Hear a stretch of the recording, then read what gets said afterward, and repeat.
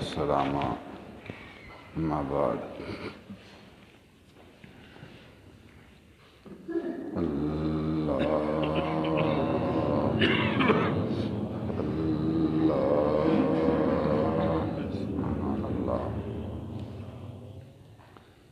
حضور صلی اللہ علیہ وسلم کبھی رات کو تہجد کے لیے اٹھتے، کچھ نماز پڑھتے، پھر لیٹ جاتے تھے، پھر تھوڑی دیر کے بعد اٹھتے، نماز پڑھتے، پھر لیٹ جاتے تھے۔ کبھی کبھار پھر دوبارہ اٹھ کر نماز ادا کرتے، پھر تھوڑی دیر لیٹ جاتے تھے۔ 3-4 بار بھی اس طرح روایتوں میں آیا ہے، تو جو طبعی تقاضا ہے اس کے موافق عمل کرنا آسان ہے۔ دل نے چاہا، طبیعت موافق ہے، اٹھ کر قیام کیا، ورنہ لیٹ گئے، تھک گئے، پھر لیٹ گئے، پھر اٹھا۔ بندگی ہر وقت بندگی کرنی ہے، اللہ کے ہیں، اس کے ساتھ مشغول رہنا ہے۔ تھوڑی تھکاوٹ ہو گئی، جسمانی تقاضے بھی ہیں، پھر آرام کیا۔ طالب علم ہے، کتاب پڑھتا ہے، تھک گیا، پھر تھوڑا آرام کرتا ہے، پھر اٹھتا ہے، پھر پڑھتا ہے، پھر آرام کرتا ہے، اس کا یہ کام ہے۔ تو جو اللہ کی بندگی میں ہیں ان کی صفت بھی اس طرح ہوتی ہے، احادیث میں اس طرح بھی آیا ہے۔ ہمیشہ ایسے نہیں ہوتا، کبھی کبھار اس طرح بھی ہوا۔ یہ حدیث مبارک لمبی ہے، اس کا خلاصہ یہی ہے۔ اس میں آپ نے 3 بار اس طرح کیا۔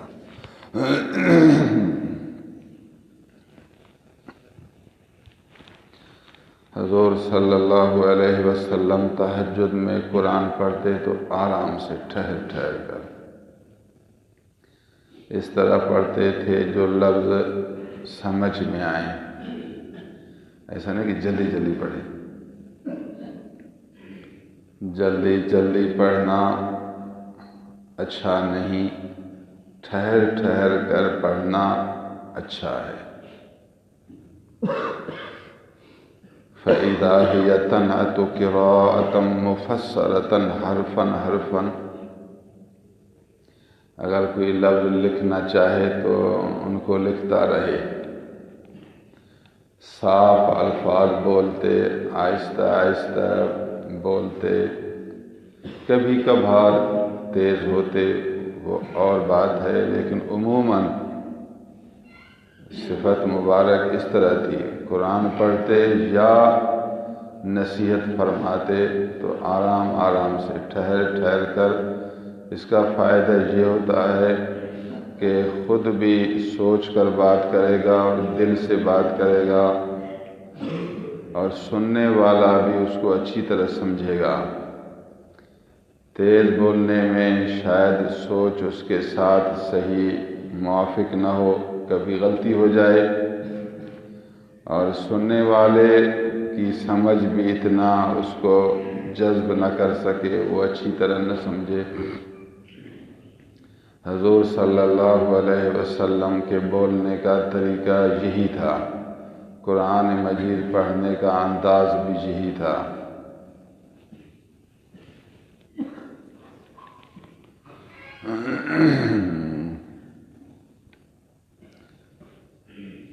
اب تک بیان یہ تھا کہ رات کی نماز کا بیان، اور اب ایک دوسرا باب ہے کہ حضور جب نیند سے اٹھتے تھے تو اس ٹائم کیا پڑھتے تھے۔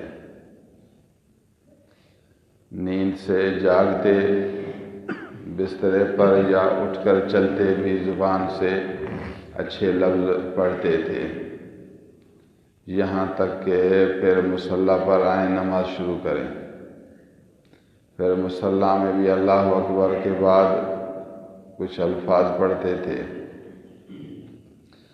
حضرت ابن عباس رضی اللہ تعالی عنہما سے روایت ہے، فرمایا حضور صلی اللہ علیہ وسلم جب رات کو تہجد کے لیے اٹھتے تو یہ لفظ فرماتے، اللهم لك الحمد أنت قيم السماوات والأرض ومن فيهن ولك الحمد أنت نور السماوات والأرض ومن فيهن ولك الحمد أنت ملك السماوات والأرض ومن فيهن ولك الحمد أنت الحق ووعدك الحق وقولك حق ولقاؤك حق والجنة حق والنار حق والنبيون حق ومحمد حق والساعة حق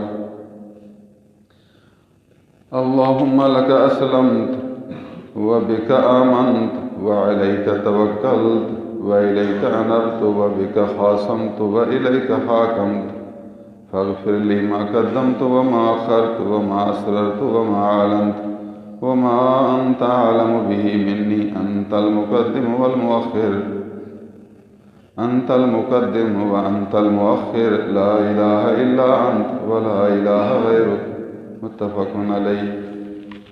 اب یہ سب اللہ کی تعریف ہے۔ بخاری مسلم دونوں میں یہ حدیث مبارک موجود ہے۔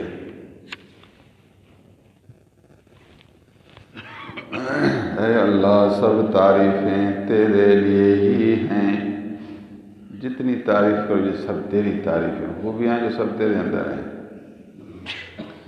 سب آسمان اور سب زمینوں کو ٹھہرانے والا تو ہی ہے۔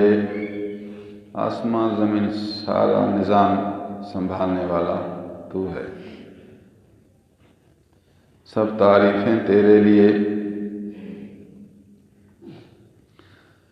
سب آسمان اور سب زمینوں کو روشن کرنے والا تو ہی ہے۔ آسمان اور زمینوں میں جو کچھ ہے سب کو چمکانے والا تو ہی ہے۔ سب تعریفیں تیرے لیے، سب آسمانوں اور سب زمینوں اور ان میں جو کچھ ہے سب کا مالک تو ہے۔ سب تعریفیں تیرے لیے، تو حق ہے تیرا وعدہ حق ہے، تیرا دیدار حق ہے، تیرا فرمان حق ہے، جنت حق ہے، دوزخ حق ہے، سب نبی حق ہیں اور محمد بھی حق ہے، قیامت حق ہے۔ اے اللہ میں نے تیرے لیے اسلام لایا، تجھ پر ایمان لایا، تجھ پر توکل کیا، تیری طرف رجوع کیا، تیری وجہ سے دشمنوں سے لڑتا ہوں اور تجھے اپنا فیصلہ کن بنا دیا۔ میرے سب کام تیرے حوالے ہیں، بس تو میرے لیے بھلائی چاہنے والا ہے، میرے سب کام درست کرنے والا ہے، تو ہی درست فرما۔ مجھے بخش جو کچھ میں نے پہلے خطا کی اور جو کچھ بعد میں کیا، جو پوشیدہ کیا اور جو ظاہر کیا، اور جو چیز تو مجھ سے زیادہ جانتا ہے۔ مجھ سے شاید غیر مناسب کوئی کام ہو، مجھے اس کا پتہ ہی نہیں، تو جانتا ہے۔ یا اللہ یہ سب غیر مناسب کام بخش۔ تو آگے کرنے والا ہے اور تو پیچھے کرنے والا ہے، تیرے سوا کوئی معبود نہیں، تیرے سوا کوئی اللہ نہیں۔ جس رنگ میں اللہ کی تعریف کرو آپ سوچیں گے تو آپ کو خدا کی صفتیں سامنے آئیں گی۔ اللہ کی مدح کرتے رہو، ہم تعریف کرتے رہو۔ آدمی نیند سے اٹھے جس سے مشغول رہے وہ پھر سمجھو اس کا محبوب ہے، اس کے دل کا حصہ ہے۔ لیٹے بھی اس کو یاد کر کے لیٹے، جب اٹھے بھی پہلے اس کو یاد کر کے اٹھے، تو اس کا اثر پورے دن پر ہوگا اور پورا دن اسی کا ہوگا۔ نیند سے اٹھا اسی کو یاد کیا، اس سے مشغول رہا، اس سے بات چیت کی، دل پر اثر پڑے گا نا، پھر پورا دن اس کا اثر جاری رہے گا۔ وہ اللہ والوں کی فہرست میں داخل ہوگا، ذکر والوں کی جماعت میں شمار ہوگا کہ یہ سارا دن اللہ کی طرف متوجہ ہے، اس کے دل پر ایک اثر ہے نور کا۔ میں تو آپ کو جلدی جلدی ترجمہ سنایا، جب سے میں نے حدیث یہ بخاری شریف میں پڑھی اس وقت ہم یہ لفظ بھی یاد کیے تھے، عاجز بھی یہ لفظ پڑھتا رہتا ہے۔ اس میں ہے سب نبی حق ہیں اور محمد حق ہے، لفظ حق استعمال ہوا نا، حق ہے۔ اگر کوئی شخص کہے پیر میٹھا حق ہے تو یہ خلاف شرع نہیں۔ میرا پیر حق ہے، فلاں بزرگ حق ہے، واقعی عالم ہو، عالم باعمل پرہیزگار ہو، خلاف شرع نہ ہو، با خدا باشرہ ہو، ایسے ولی اللہ کے کوئی شخص کہ یہ حق ہے تو گناہ نہیں۔ بعض کہتے ہیں کہ حق پیرا میٹھا حق ہے، حق پیرا میٹھا، یہ پیرا میٹھا کو خدا بناتے ہیں کہ حق خدا کی صفت ہے، پیرا میٹھا کہ حق پیرا میٹھا تو منا نعوذ باللہ خدا پیرا میٹھا، بھائی ایسا نہیں۔ حق اللہ کی صفت بھی ہے، اللہ الحق ہے، لیکن یہاں جو کہتے ہیں حق پیرا میٹھا، یہاں یہ نہیں کہتے الحق و پیرا میٹھا خدا ہے، یہ نہیں کہتے۔ یہاں حق کا معنی سچ پر ہے، جھوٹا نہیں، سچا پیر، حق بمانا سچا پیر۔ دیکھو حضور نے فرمایا سب نبی حق ہیں، کیا سب نبی خدا ہیں؟ یہ مطلب نہیں، حدیث ہے بخاری مسلم، والنبیون حق ومحمد حق، اپنے لیے بھی فرمایا، نام لیا حضور نے، نام اس لیے لیا کہ لوگ اس کو پڑھیں گے ان کے لیے بھی یہ انداز اچھا ہوگا۔ حضور کا ہر عمل تعلیم امت ہے، یہ جو انداز ہے یہ امت کے لیے تعلیم بھی ہے، جیسے اپنے لیے بھی کہا، اپنا نام لے کر بھی صحیح ہے، لیکن امت کی تعلیم کے لیے یہ لفظ اس طرح فرمایا۔ تو امت کہیں گے محمد حق ہے، ابو بکر حق ہے، عمر حق ہے، عثمان حق ہے، علی حق ہے، میرا پیر کامل حق ہے۔ نبی کی وجہ سے یہ تعریف کر رہا ہے، اس میں کوئی گناہ نہیں، محبت کی علامت ہے، یہ اپنی عقیدت کا اظہار کرتا ہے، خدا نہیں کرتا، اس لفظ سے وہ خدا نہیں ہوتا۔ یہ حدیث اس بات کی دلیل بین ہے، دلیل واضح ہے، روشن دلیل ہے۔ باقی آج کل علم نہیں، عقل بھی پوری نہیں، جھگڑا زیادہ، فتنے کا زمانہ، فتنے کا، چھوٹی چھوٹی حدیث کا علم پورا ہے نہیں، حدیث کو سمجھتا نہیں، پھر کہتا ہے یہ بات غلط، کہاں ہے حدیث میں، اللہ کا بندہ آپ کا دماغ روشن ہو تو پھر حدیثیں سمجھ میں آئیں۔ حدیثوں کو یاد کرنا، ایک ایک لفظ کو سمجھنا وہ آسان کام تو نہیں۔ اللہ سبحان اللہ، کیسی پیاری دعا ہے۔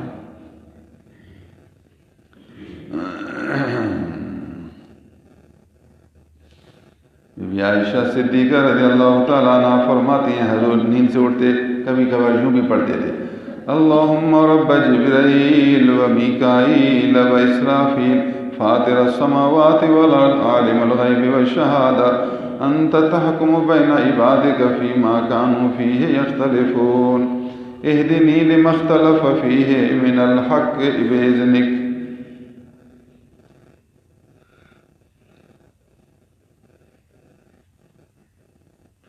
اہدنی لما اختلف فیہ من الحق بإذنک انک تہدی من تشاء الی صراط مستقیم، رواه مسلم۔ اے اللہ، جبرائیل کا مالک، میکائیل کا مالک، اسرافیل کا مالک، سب آسمان اور سب زمینوں کا پیدا کرنے والا، پوشیدہ اور ظاہر کا جاننے والا،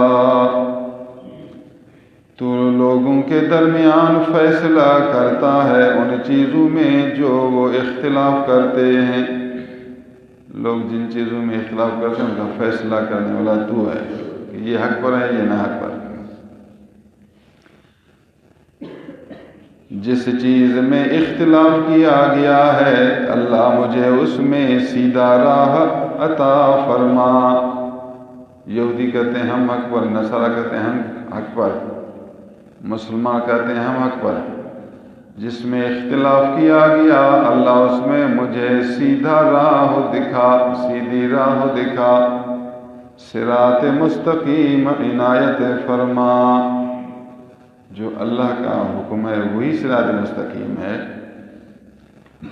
ایسی دعا کرنی چاہیے، اللہ مجھے سیدھی راہ دکھا. فرقے بہت ہو گئے، ان میں ہمیں جو اچھا فرقہ ہے جو تیرے محبوب کے طریقے والا فرقہ مجھے وہ عطا فرما. اللہم ارنا الحق حقا وارزقنا اتباعہ وارنا الباطل باطلا وارزقنا اجتنابہ. اللہ ہمیں حق راستہ سچا دکھا، جو حق ہے ہمیں وہ حق دکھا تاکہ ہم اس کی پیروی کریں. جو راستہ جھوٹا ہے ہمیں وہ جھوٹا دکھا، یعنی ہم سمجھیں گے یہ جھوٹا ہے تاکہ ہم اس سے بچ جائیں. بے شک تو جس کو چاہے سیدھی راہ دکھاتا ہے. سیدھی راہ دکھانے والا تو ہے، ہمیں سیدھی راہ دکھا. جس رنگ میں بھی دعا کرو، جس رنگ میں اللہ سے باتیں کرو، اپنی بولی میں بھی صحیح، عربی میں تو سبحان اللہ. لیکن عربی میں معنی بھی آپ کو آئے نا تو آپ جو بات کرتے ہیں آپ کو پتہ چلے میں کیا بات کرتا ہوں، آپ کو خوشی ہوگی میں اپنے رب سے یوں مناجات کر رہا ہوں. اللہ ہمیں ذکر کرنے اپنے رب سے مشہور رہنے کی توفیق عنایت کرے.